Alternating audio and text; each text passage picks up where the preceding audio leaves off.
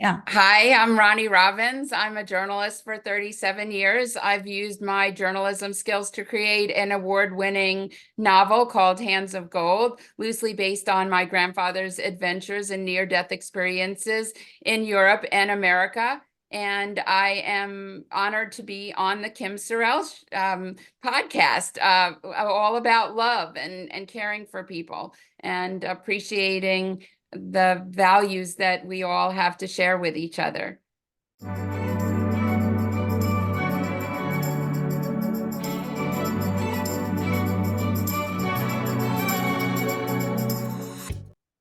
Welcome to the show. I am so glad you're here. You're going to be so glad you're here. I am Kim Sorrelle, and I am a keynote speaker. I'm an author. I get to do lots of fun things in life. My favorite by far is meeting people, meeting incredible, interesting, wonderful people. Today is no exception. I love this woman, and we've barely had a conversation, but I already love her and know that you will too. Roni Robbins is an author. Her book is fabulous. You're going to get to hear about that. She's a journalist. She's been writing for a long time, editor. She's award winning in like everything that she does. She's wonderful in every way. And I just want to say, Roni, welcome to the show. Thank you. Thanks for having me here. Yeah, well, thanks for being here. I have been so excited for this interview, and you've been so wonderful about being flexible with me because schedules sometimes get screwed up and whatever happens, life happens. And so thank you for that. And I've been excited because of the content, because of your knowledge, your wisdom. Your writing is beautiful. You're such a good writer. Thank And you. so I've just been excited about this. So I want people to get to know you and what led you to write the book we're going to talk about and do the other things we're going to talk about. So I would like to know about 8-year-old Roni. Oh, wow. 8-year-old. I'm not sure when I discovered that I liked writing. I liked everything about writing, my penmanship, and stringing words together. And you start out with a clean book in school, a clean notebook, and by the time you're done, it's all a mess. But I really just enjoyed the whole process of just even paper to pen to paper, pencil to paper. So it started with that. I started writing poetry first, I think. I also wrote, I entered some contests. I entered a Mother's Day contest and won a whole bunch of stuff from my mom for and me for Mother's Day. So I saw that it could be lucrative in a certain way, and I had some skills in winning awards even earlier on. But I liked English class. I took this is jumping a lot, but I did well in school. I did well in English, but I took a journalism class in high school. A friend of mine was taking journalism. She was thinking about pursuing that for a career, and I thought, she's popular. Maybe I'd get popular by being a journalist. But there's a lot more involved in that. First, I had to get over my fear of talking to people and being shy.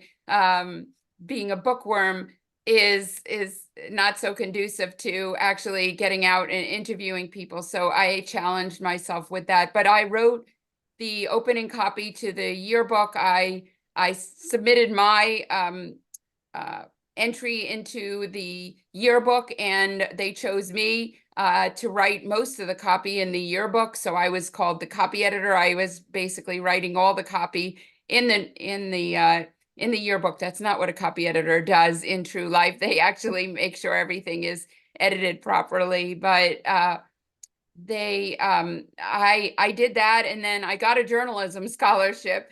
So things were working out well for me. I got a journalism scholarship to college, and I worked my way up the college newspaper to editor.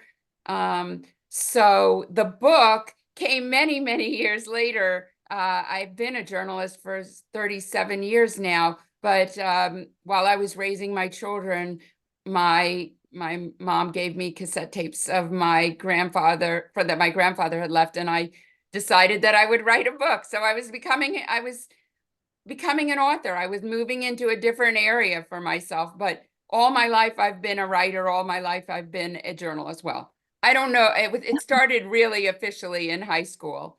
Yeah, well, that's so interesting. I love it that, first of all, that you won all these things for your mom for Mother's Day. That had to be so fun to do that, because she probably, the prize, just the winning would have been enough prize for her.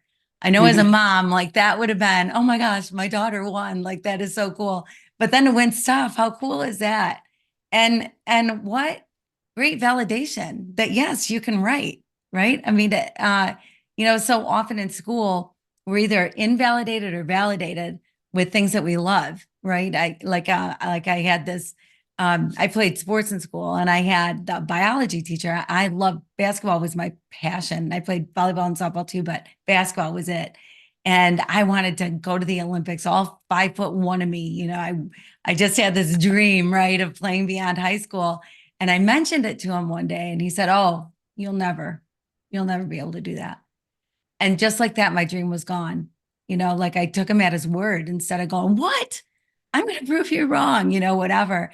So, but the opposite can happen. Like with you to get so validated, for the yearbook staff to say, "Hey, you're the writer of the group. You write everything."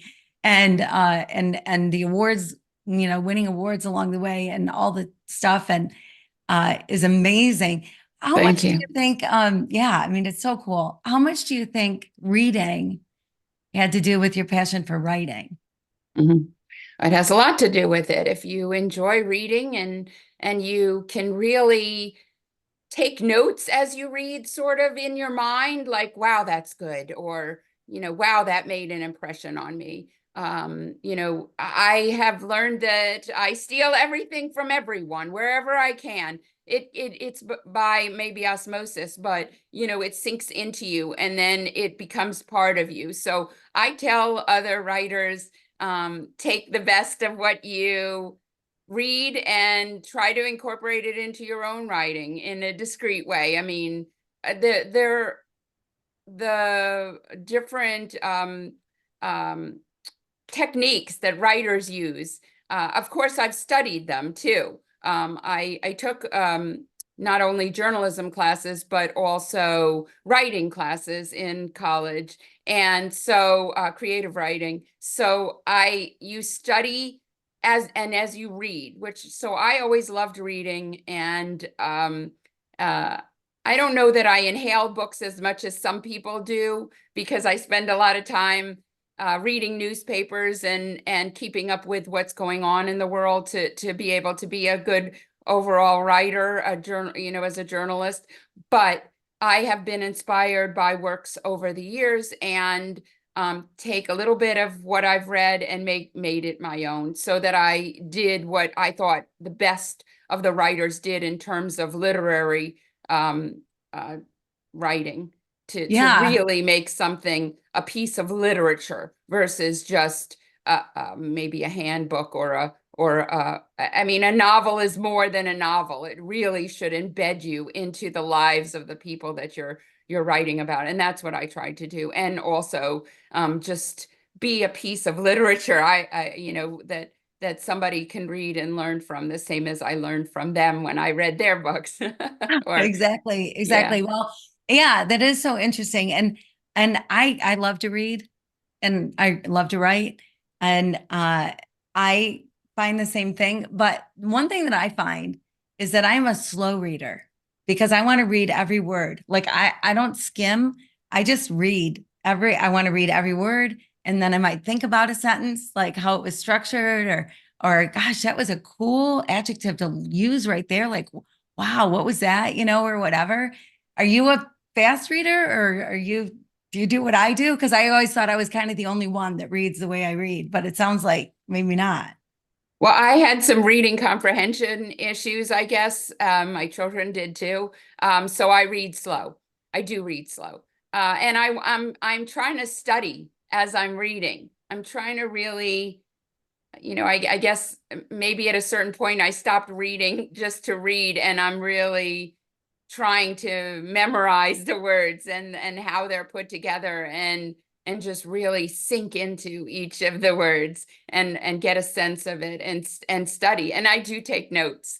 more, in more recent years, probably decades, but I take notes on what I read so that I can, that it sinks in even deeper, that this is a really good type of writing. I save pieces of writing that I clip from the newspaper, and, in my excellent writing file.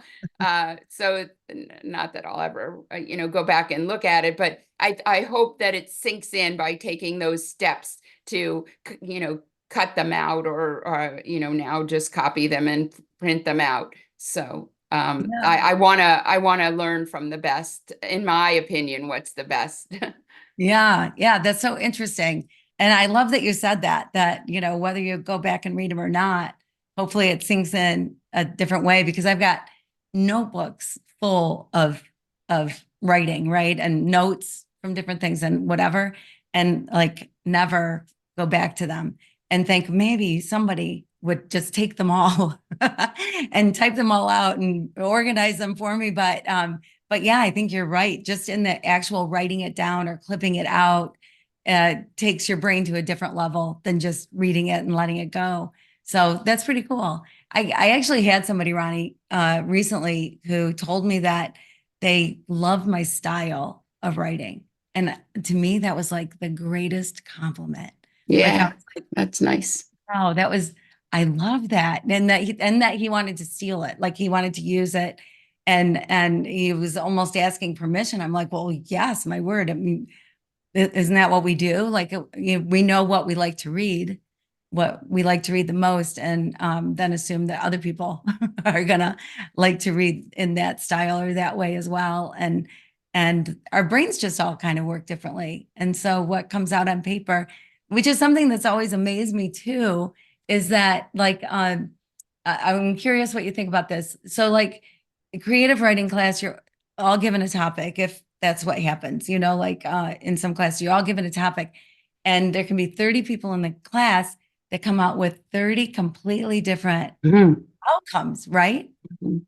Yeah. So in journalism, uh, how does that affect journalism? Because I would think, not that you're putting a slant on it, but you're certainly putting yourself into it. You're putting your skills and your style into something. So would it be the same in journalism? Like everybody has the same thing that they're writing about, but the Mhm. outcome is a little different for each one, or it's the style, whatever. Is that accurate? It's true. It would be different the way that each writer would approach a story, but there's general guidelines that you have to get the facts up at the top. So you can do it in a creative way, but chances are you're going to have to stick to the straight and narrow. It's not as creative as it would be in when you're writing a book or freehand freestyle. But if there is a sort of formula, and you must get the important details up at the top, and then you can quote people to fill in the blanks and supplement. But it takes a little bit of the creativity out of it. But everyone can write something different. Each writer might approach a story in a different way. So we did that in journalism school, or everyone write the same. I was given the same assignment. Now go for it and see. And some were pretty different than others. And then there's the straightforward, this, that, who, what, where, when, and why. But you got to get that in there. You don't have to do that in a longer form book. Yeah. So you both journalist and novelist, and two different writings, right? So do you prefer one over the other? It's easier to write an article, and it's quicker. So in a novel, you've got to take the reader from meeting your characters to embedding them into the lives of the characters to coming to a conclusion, taking them for an adventure along the way.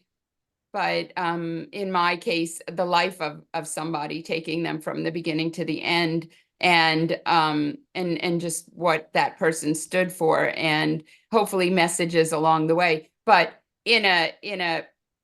like when I wrote a column about this particular novel, I wrote leaving your legacy behind as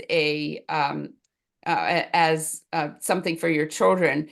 It was giving memories a voice, leaving a piece of yourself behind as a legacy to your progeny. That was more straightforward. What the actual process of listening to the tapes was like, and why that's important to leave your legacy behind to your grandkids. You've got grandkids, you said, but I can't believe it looking at you. Uh, You're okay. but um, uh, it's a different process, and you don't have as much room in a newspaper article to do what you can do in a book. So it's very, very different. It was basically maybe a profile or a feature that was expanded for many, many, 200 pages. So instead of it being 2,000 word story, which most of the time they're shorter than that, they're 1,000 or 1,200. This is 80,000 words versus 1,200 words. So Big difference. yeah. Yeah, yeah, Yeah. that's so funny. So before we get into even more about listening to the tapes and whatever, I'm curious, have you had some favorite interviews along the way as a journalist? Well, everyone likes to hear about the celebrities. So I interviewed Andy Gibb in his trailer in Cape Canaveral, no, Cocoa Beach, probably. He was a windsurfer. So I did that in the 80s. No, probably it was in the 90s. So I interviewed Andy Gibb. I've had opportunity to had few words with Usher. I interviewed Wolf Blitzer, Hank Aaron, um, um, and let's see. I saw um, let's see. I saw Whitney Houston's family. Her daughter was when her daughter was so Bobby Brown. But the interview, as far as interviews are concerned, I don't really take favorites. I mean, those are standout because they're celebrities, but I like interviewing just regular people who do regular things. But there's tragedy in what I write about. People are going through so much, and they don't, especially health. What I write about now is health struggles, and what people are able to put up with and endure is amazing, as families who have children who have illnesses.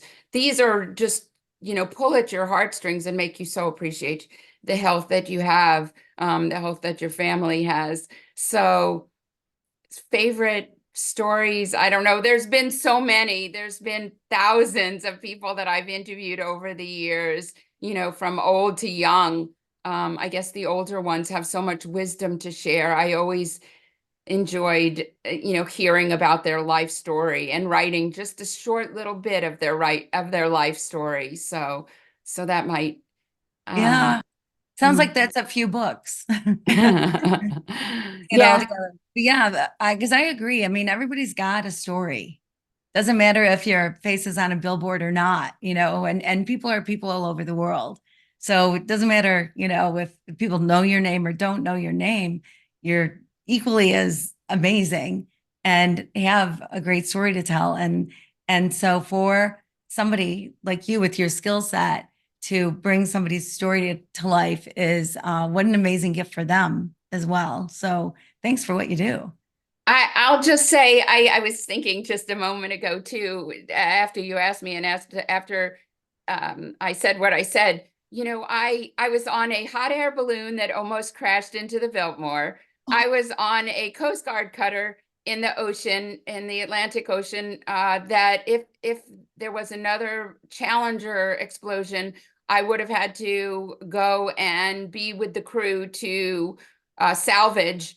any of the parts because this was right after the Challenger explosion. So I was seasick trying to report on a Coast Guard cutter that was on choppy water and writing, holding on and writing, I had a big clunky camera and video recording equipment, and it was not the best.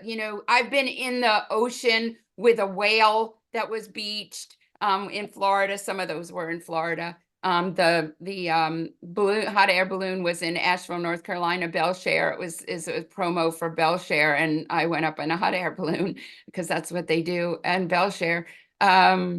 So there's I've pursued pirates in Orlando, and I've been on scenes before the police of a crime. So yeah, there's some excitement in what I do. I've stalked Liam Neeson.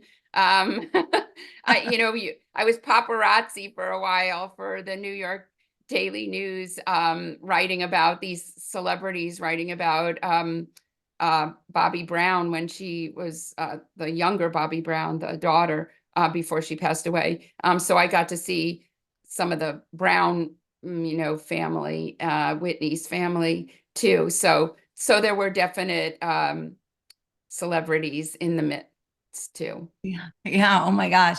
Yeah. What you don't go through. I mean, the things that you go through, crazy things you go through to get the story, right? Like getting seasick, almost Exactly. crashing into the Biltmore, being with the whale on the beach. I mean, that's yeah, what an interesting life and interesting things that you get to do. But holy cow, do you ever look back on your years and go, man, because I find that sometimes your day to day can just seem like day to day, but then you look back and you go, what? What did I accomplish? Like, what did I do? Do you remember that time? That kind of thing.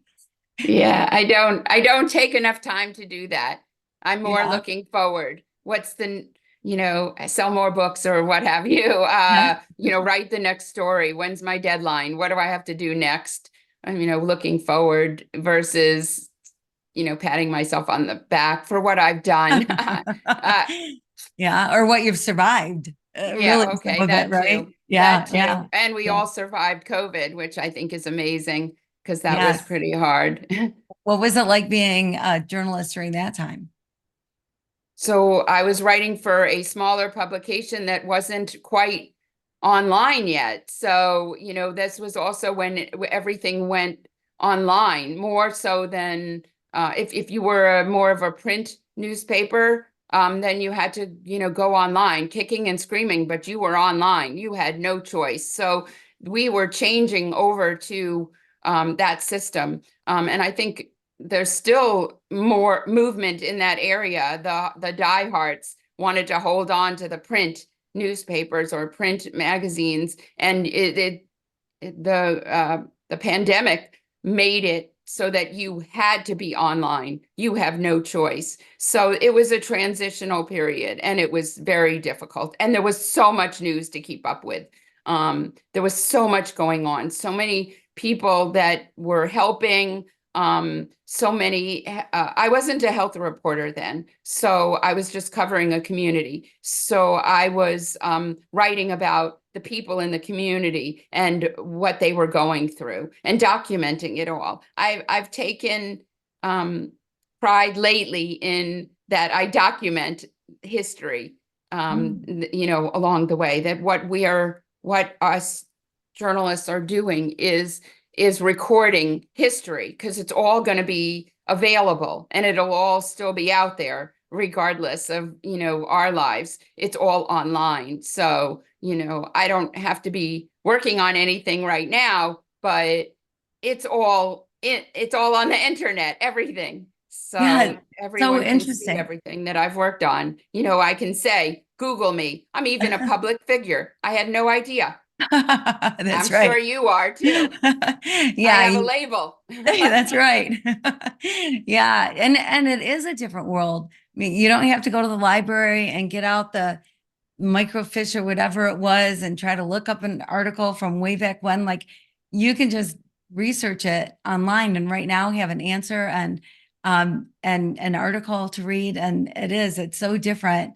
and beautiful in a lot of ways that we have such access to so much information and that it lives on and on and on. Like the show will live on and on and on. And so, yeah, I find that very exciting because who knows who's going to ever watch it when, right? Like, it's an interesting thing to think about, especially when you write your next novel and you are the biggest New York Times bestseller ever in the history of the world. Then everyone's going to be looking up and they're going to go, "Oh gosh, she was on a show with Kim this one time. We need to watch that," you know. We'll see about that. So then Oh, you got goodness. to this point though, you were given tapes. Is that what kind of started this whole journey with your book? Yes, yes. My grandfather left cassette tapes. My mom gave them to me. I listened to them and I used them as a basis for this novel. Now, why would I do that? Well, first of all, I'm a journalist, so I saw a story within a story. My grandfather was told he was terminal at 26 and he lived till 86. He was a clinical trial patient for streptomycin, which is still used today to treat tuberculosis, the largest infectious disease killer in the world. But at that time, it saved his life and saved countless other lives. He was involved in a workplace shooting spree. I had all this. I found clips, newspaper clips of when this incident happened in New York. And it was in 1958 in the New York Daily News. I told you I wrote for the New York Daily News. Did I have any idea that my grandfather was once interviewed in the New York Daily News? No. So he actually spoke with the gunman in the story, but I took it a step further and made it much more dramatic than it was. My grandparents were married for 65 years. Your whole theme is love. They had to endure more health, good times and bad, sickness and health than, definitely the sickness. And in fact, and my grandfather makes a statement in the novel, we could have used a little bit more of the health and a little bit less of the sickness. Sickness and health, right? So, Yeah. that phrase, but they lost a son, a grown son to a disease. They lost their whole family in the Holocaust. They had left before the Holocaust, but there's the guilt of, could we have done more? Why wouldn't they come with us? I don't, or that by the grace of God go I, it could have been them. So they heard about this and while they were in New York and there's nothing they could do about it. It was too late. The people that were left there didn't think that that would happen, so they didn't come here. They might have visited, saw what they saw in America, didn't like what they saw, it wasn't enough culture for them. It wasn't enough of their culture. They didn't want to blend in with the larger culture. They wanted to be able to practice their religion, so they went back where they felt like they had more freedom. Little did they know that a madman would rule and that their lives would be taken away. They thought it would pass. So there was all of that in the novel, and much family life, family saga, multicultural. You get a lot of sense of the culture and pop culture that existed at the time. There's the Great Depression and the golden age of TV and radio emerging and unionizing. So there's a lot that was prohibition. So this is several decades taking you through the life of a person and the love story that exists between the two main characters based on my grandparents. I should say I changed all the names and changed a lot of it so that only those that are depicted in the novel will know who they are. It is my family story, but I changed all the names so to protect it. And I made up a lot too. Like I said, I played with the facts a lot. So I took literary license. I don't get as a journalist too much. Yeah, yeah. Wow. So it's amazing that these tapes existed it's not everybody who is putting their life on cassette tapes, right? Like chronicling anything. And I've thought so often, why didn't I sit down with my grandparents, as they were aging, whatever, and just say, hey, can I turn on the recorder and can you just tell me stories about your life? Like, I so wish I would have done that. And because now the stories are gone. And it's so nice to know the history. I don't know it. There's so many ways that it makes your life so much richer when you know where you've come from, when Exactly. you know your roots, and what it took them to get to where they were, so that you could be where you are. And so to have those tapes, what a gift! What a gift! How did that happen to come about, even that he recorded? So he was in the nursing home, and my grandmother was recuperating from a fall and being treated. So he had time on his hands, and he my aunt asked him to record his life for the children, that the grandchildren, were asking questions. Her children, or her child, and the other grandchildren were asking about their lives, because there were so many secrets, especially the Holocaust, that they didn't tell us. Now, we knew that he had tuberculosis, but for the most of my life, I only knew my grandmother as having health issues. So we didn't know about this. We've heard this mention of streptomycin, had no idea, really didn't care at that point. That he had tuberculosis, didn't really understand what that was. It was sort of mentioned, but we weren't really paying attention. So when I got the cassette tapes as an adult, as a person who chronicles other people's lives, who writes profiles and records history, I was inspired by his story. So yes, it was great that my aunt decided to occupy my grandfather while he's waiting for his wife and worrying about his wife. The grandchildren want to know, press play. Here's a tape recorder. Here's some cassette tapes. Record your life. Now, on the tapes, he says, if there's a writer in the family that would like to do something with this, so be it. Now, I don't think he meant me. I don't know if he meant me. I don't know who he was thinking about was a writer. I don't know if he meant for my aunt to be the writer. He just put it out there. And so I saw that as a personal calling. I'm the only professional writer. I mean, other people write, but I'm the only professional getting paid to write for a living person. So I saw that as my message, do it. Plus he had an interesting story in my point of view, that history at that time was so impactful, that they were making a difference and going through things that we could not even imagine. Sure, we had the pandemic. Sure, we've got wars going on around the world. They are horrible.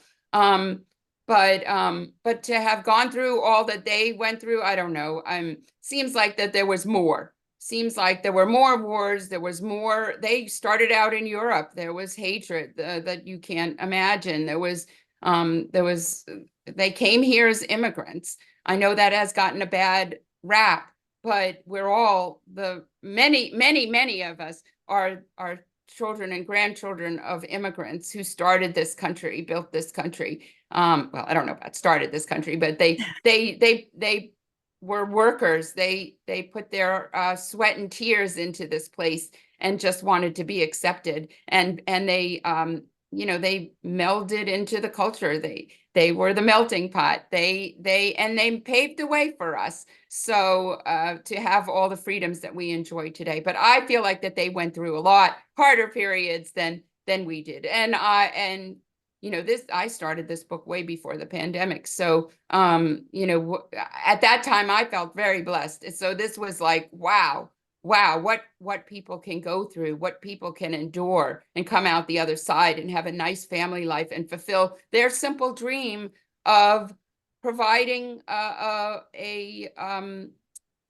safe family environment, for their children, where they can be free to practice their religion in peace. That's what they wanted. They wanted what America had to offer, and that's what they achieved. Wow. Wow. Wow. And it's so brave, right? Like I think about that when you pick up your roots and move to a whole different country where you may or may not know a soul, and then you have to build a life, with whatever it is that you come over with in your pockets, which oftentimes was not much, and then to actually build a life. And then you come in as a grandchild however many years later, and they're living in this house, and they've got a Barca lounger, a couple TVs, or whatever. But to hear the stories about how they got there is amazing, right? Like I don't know. I have such admiration for people who went through, like you said, there was so much stuff. There was so much. And when there was war, the whole country was at war. Even if it wasn't on our land, everybody was involved because everybody's whatever, donating rubber or whatever everybody's doing, right? And there's food rations or there's other ways to volunteer for the wars. And now when we're at war, it's like there might be a protest or two, but a lot of times it's something in the back of people's minds, maybe. And instead of the whole country kind of getting behind, I mean, so many things are different, the way things are handled. And part of that maybe is the way news is delivered. And so much news is delivered with 24-hour news access and whatever.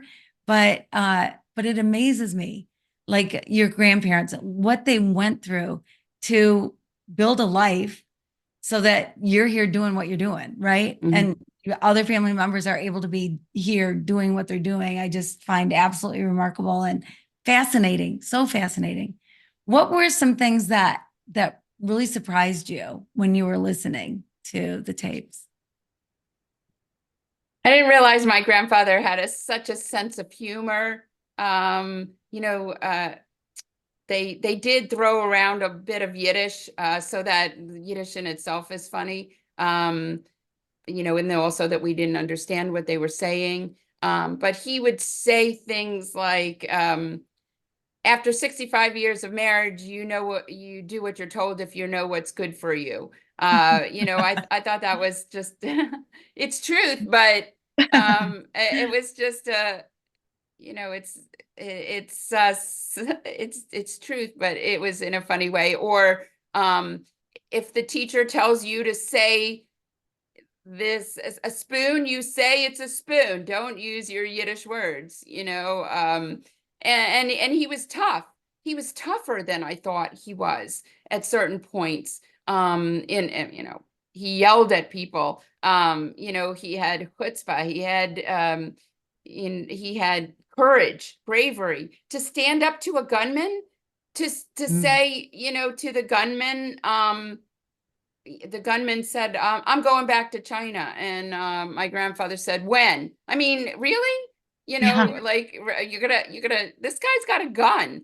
Right. He's like, well, do you not realize we've all survived TB? We could have died at any time, so we're on borrowed time. So it was a workplace shooting spree involving those rehabilitating from tuberculosis. So they were all in there in a workshop trying to make money while they were recovering. And this gunman came in and wanted to get paid. And he was disgruntled. He was fired. And he wanted to get paid, and he was Chinese. And so I don't know why my grandfather was confrontational, but it worked for my novel too, because he just talked to the gunman in the story. I mean, it quotes him in the story as saying that, as when are you going back to China? But I take it a step further and have him save people in the shooting spree. There was a police officer that was injured.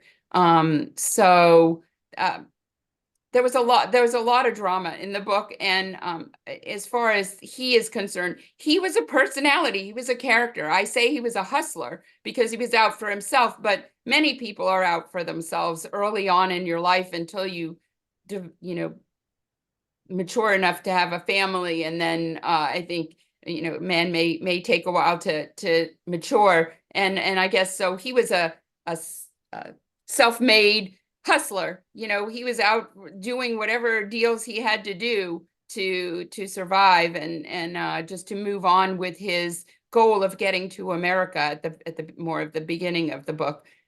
So he I was inspired by him as a real person, as a person who goes through struggles, as a person who has a sense of humor, as a person who had raised 5 children, and had to deal with losses along the way, and his own struggles as a man in that generation, to not be able to provide for your family, to depend on your wife to be the breadwinner. These are all things that he had to deal with and had no choice but to deal with. But he maintained a sense of humor about himself. And he had some really good lessons along the way to share with me and with the readers about not everything's going to go your way all the time. You got to hope for the best, and keep pushing towards the finish line, and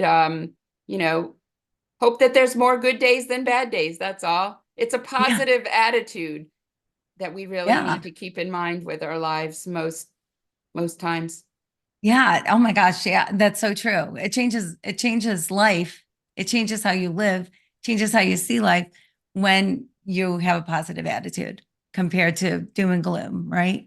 So, Yes. yeah, which your grandfather would have had lots of opportunity to be doom and gloom with everything Yes, he went through. So to keep a positive attitude is remarkable. exactly. Yeah. Oh my gosh. I can't imagine. So here you have this relationship, your grandfather, but then how did you feel like your relationship changed, whether, not necessarily physical, but your emotional relationship with him, or what the things that you knew about him after listening to the tapes as compared to before?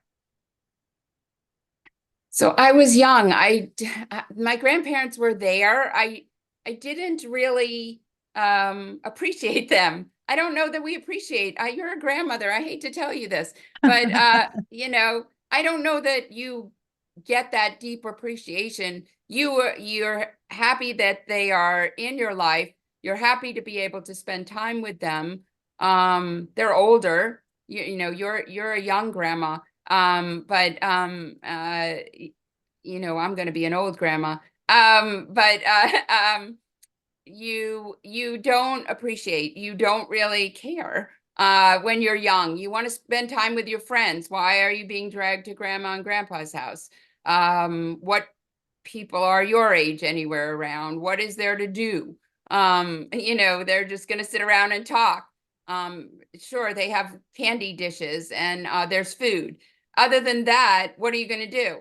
What are you going to talk to your grandparents? So Right. I don't know, unless and they don't want to talk about negative stuff. That generation was very closed mouthed about anything, because there's too much sadness to report for them. So, we observed Jewish traditions, which I appreciated with them. But I didn't know the whole story until he laid it out for us, and I laid it out for everyone else in my family in the book. Yeah. And my relatives have been like, I knew him. That's exactly what he was like. And they knew some of this, so but they appreciated knowing all of it. And it's not a book for my relatives. It was never intended to be a book for my relatives. It was intended to be a book that other people can relate to, because their own families will jump out from these pages, and they will say, oh my gosh, my uncle was just like that. Or so I have found that people can relate to these characters, to the family, because my family is everyone else's immigrant ethnic family. They're very similar. That period of time, if you think about it, we're all very similar. Throughout the United States now too. I would imagine most everyone in certain classes are similar. Their lives are similar. They revolve around similar issues and concerns and family life. It all comes back to family life, really. Mm. Yeah, yeah, it's interesting, isn't it? It does all come back to family life, and we do kind of take it for granted. Like when you were talking about grandma's candy dish, and yeah, my grandma, man, she could make some good food. My other grandma, not so much. She was not a good cook. Somehow she made potatoes and they were green, and it wasn't St. Patrick's Day, so I don't know how that happened. Oh, But you didn't really eat at that grandma's house. My other grandma could cook. And yeah, what was there to do? Go in the bathroom and read their Reader's Digest. I mean, because that's where they kept it, right? So it's true, like always looking for something to do and not treasuring the moments that you think are going to last forever because you don't think about them being gone, but they don't last forever. They are going to be gone. And I can tell you that at my age, in my 60s, my grandparents were old in their 60s. I think about that. Like they were old to me, like when like my grandkids' ages, right? And so I think they probably look at me and go, "Guys, she's such an old woman," or whatever. And to treasure the moments, you kind of just want to take kids and go, "Oh my gosh, don't let these moments go by." Like treasure these moments and ask questions and come and be a part of the conversation and just listen. And the things that you learn about your family and tradition and all the stuff that goes into it. It kind of reminds me too about like that story. You probably heard maybe somebody was making a big roast, the same size big roast that they always made, and they cut off the ends of it. And somebody said, "Well, why do you cut off the ends before you cook it?" And was told, "Well, that's what my mom always did. So that's what I do." And she called her mom and said, "Why did you do that?" She said, "Well, my pan was only so big." And so it had nothing to do with the right, roast. It was all about the. right, And so, right. yeah, that why we do the things we do. I mean, there's so many things that are built into us that our tradition that we don't realize our tradition because it's just built into the fabric of our lives.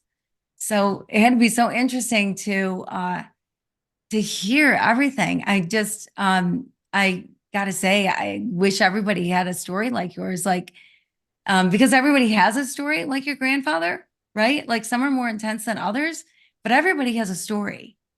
And to know your grandfather's story was to know also your grandmother's story and to know more about your parents' story. But what a gift. That is such a gift. And then for you to put it out there is also such a gift in so many ways. And like you said, not just for your family, but for everybody. And like a couple of things that you've mentioned, I never would have thought of, like the guilt that people would feel that came over before the Holocaust happened, and then had relatives in camps, and their hands are tied. Like, what can they do? They couldn't do anything. They go over there, they risk their life, and probably can't do anything about it anyway. And there would be a guilt about that, like sort of Right. like why me, sort of a survivor's guilt in a way. Like I Hmm. never thought about that before, but yeah, yeah. So were there other things like that too that you were like, man, I wouldn't have thought about that, but yeah, that makes sense when you read them or when you listen to them.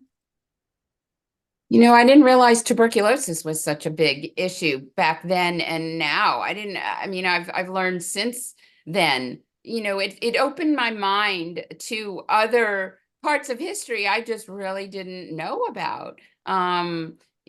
Tuberculosis is the largest infectious disease killer in the world. I wrote about it more recently, and streptomycin, what my grandfather was on the ground floor of, that medicine was paved the way for the modern medicines used today. It's still used, streptomycin, but there's other medicines that have come up since then. But I spoke with a doctor and he said that he confirmed it was a game changer for those that had tuberculosis, and tuberculosis was big among the immigrants who came I guess I believe it was the immigrants who came at that time. He brought it here, got started here, just as he's getting started here, then he has this. So his dreams are put on hold a little bit. He didn't have big dreams. He wanted to create a nice life for himself here. He just wanted to survive. He didn't know what he was going to do. He wanted out of Europe, where he would have been a farmhand for the rest of his life with his family. He saw America as glitzy and the land of opportunity. I'm not sure exactly what he thought he would do here. He was a cobbler for a little bit. He was doing odd jobs. He wanted to practice his religion in peace, which he did. He got involved in the synagogue. What somebody goes through to preserve their life you're told you're terminal. I don't know what that's like. You're told Right. you're going to die and you're only 26. Mm. And I mean, how do you survive that? And then to say, okay, here's this experimental treatment that we're trying. We'll see how that does. We've heard good things about it. Let's try this. Do you want to in on it? Yes, I want in on it. And then, taking a chance with that. So, this was, amazing to me. I knew that they were married 65 years. I had heard that he had health troubles. She seemed to be lumbering and always having circulation problems in her legs. A little bit complaining about that, having trouble walking a lot. They put a railings as an electronic chair that goes up the stairs. I remember that. But he was healthy. So he went through it. He survived it.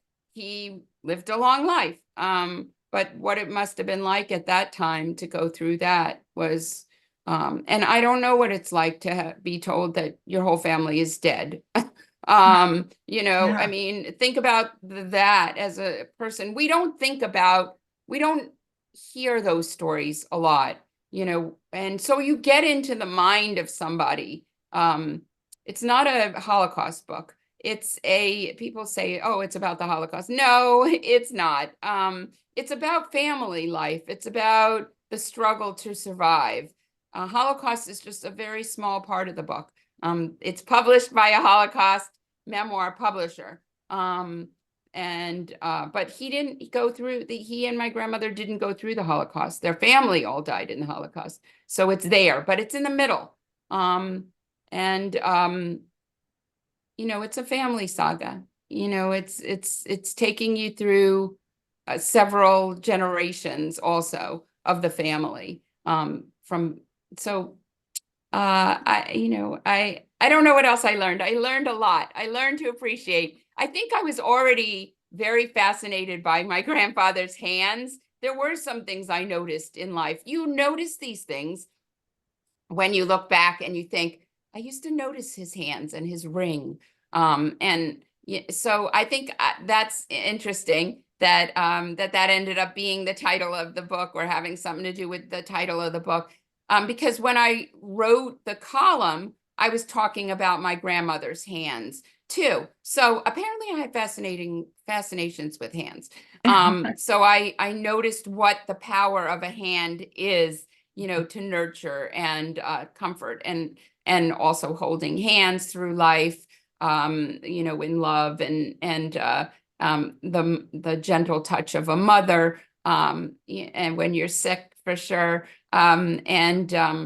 So there were some things I noticed, but a lot of things I learned through the tapes. And also, since I made up so much, it's some of it is hard to know what actually happened now in my mind. It's all convoluted. But I appreciate your grandparents. That's all there is to it. But we don't. So appreciate them at some point when you're old enough to appreciate them. Right. Yeah. Start today, right now, learn how important it is. And and you wouldn't be here if it wasn't for your grandparents. So, Right, and right. to know, and there is just something very special about knowing more about your roots, about where you've come from, and the struggles that people went through, because everybody did. Everybody's gone through stuff to get to where they are today and to get you to where you are today. And so it's amazing to me. I love hearing people's stories. The way you deliver the story within the story is amazing because Mhm. I'm sure, like I haven't read all of it yet. What I've read, I love. Everybody Thank needs you. to get this book. It is so good. It's so good. And we're going to tell you how to get it, in just a second here, but it's so well written, and it tells the story in such an incredible way that you are immediately immersed in the story. I felt like I was there right from word one. Like it didn't, Mhm. some books it takes you a minute to get into, not this book. You're Oh, right there right away. And I wondered as I've read, like, okay, because I know that of course you have to take some liberty, right, with the story, but I feel like I could tell your grandpa's story, like where it's sort of woven in to the fabric of the book. It I don't know. I feel like I can tell what the what your grandpa. I mean, I feel like I know him. I could just sit down and have a conversation with him. Maybe make him some food. I don't know. Whatever. But it's so good, um, and what you've said is so true. I mean, what they've gone through, and they were immigrants, and we are children of immigrants, for goodness sake. Whatever generation we are children of immigrants. And it's one thing that I appreciate about our country is you travel. Like I was in Japan last summer, and everybody in Japan is Japanese. Well, you think, well, that makes sense, but everybody in Japan is Japanese, right? I mean, there's very few people that live in Japan that are from oh, any other country. Here is everybody, and we should be at everybody's welcome, and everybody's the same, and everybody's equal, and everybody can have opportunities if they want them, and everybody should be embraced and loved, and because our ancestors were, our people were allowed in and taken in, and people leave their country not because they love their country, but because a lot of times something's going on in their country that they don't see hope, that they don't right. see a future, and they want better for their families. And so your grandpa wanted better for his life, which meant better for his family, right? So what a beautiful thing that is. And with all the struggles. And I think too, as you're talking, vaccines, people go wild sometimes with vaccines, but we had TB. My grandfather's brother died from TB, and TB was a big issue. And then now we get vaccinated for it, and now we don't have our neighbors dying. We're not all dying from TB, and so there's something really great about that, because in other countries it hasn't been eradicated like it is nearly eradicated here. It has been eradicated here. So those are lessons too that I think are so deep in your book, right? Without kind of coming out and saying it, but you read it and you go, well, yeah, I mean, it makes sense that this was we went from step one, step two, step three, like this is how things went. And so I appreciate it so much. I appreciate that you took the time to do it and then share it with the world, because sometimes, your most intimate things, it's hard to just give it away to the world, to give it out to the world.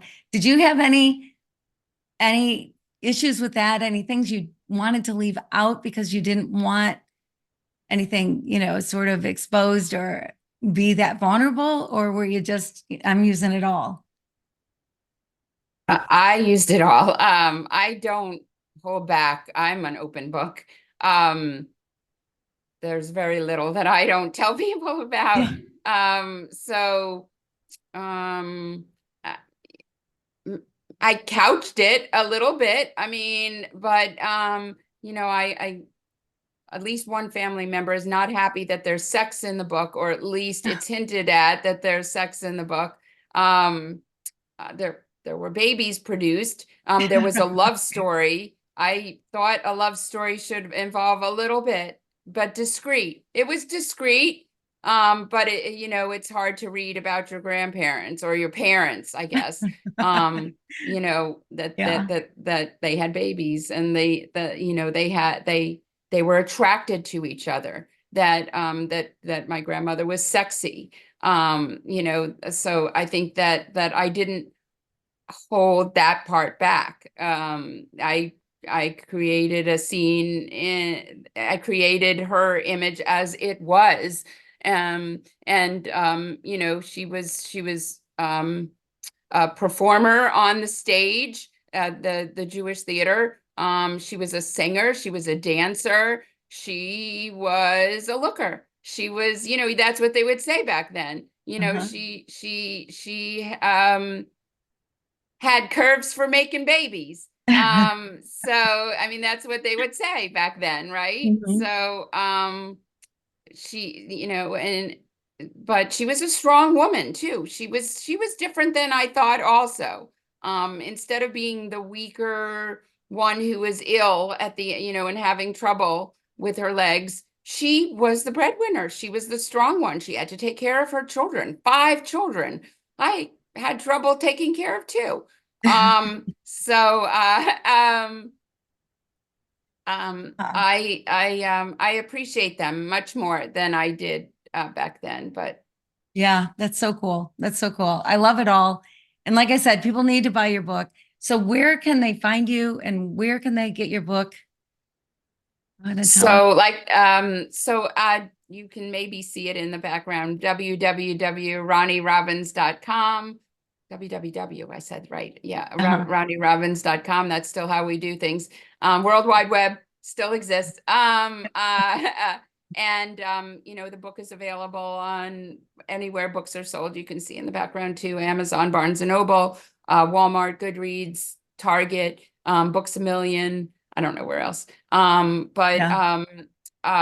it's in some bookstores, it's in some libraries throughout the country, and also in Israel. So Hands Google of gold. me. Yep. Yeah. Yeah. Hands of And Gold, Google. Google Right. me, and you'll find me, either my writing, my journalism, or my book should come Mhm. up. Yeah. And it's So Roni, Ronnie, correct. Yes. Robbins. And so, and it's Hands of Gold and beautiful cover. I love your cover. And I love the name of the book. And I think as you read the book, you understand even more why it's titled Hands of Gold. It's a beautiful title. And yes, look up Ronnie, get the book, buy the book as gifts. Like give it to people. This is such a rich story. I know that there's people in everybody's lives that would love to read this. It's a great book club book. So, buy a bunch of them for your book club, but buy the book. You'll be happy that you did. Ronnie, I am so grateful you were here and that you took the time to be with me. And just thank you so much for this. I really appreciate it. Thank you. Gosh, Uh, works both ways. all right. Well, and thank you all for joining us. And I know this was so much to hear and so good. And so tell your friends, listen in, and until we see each other again, just go love somebody.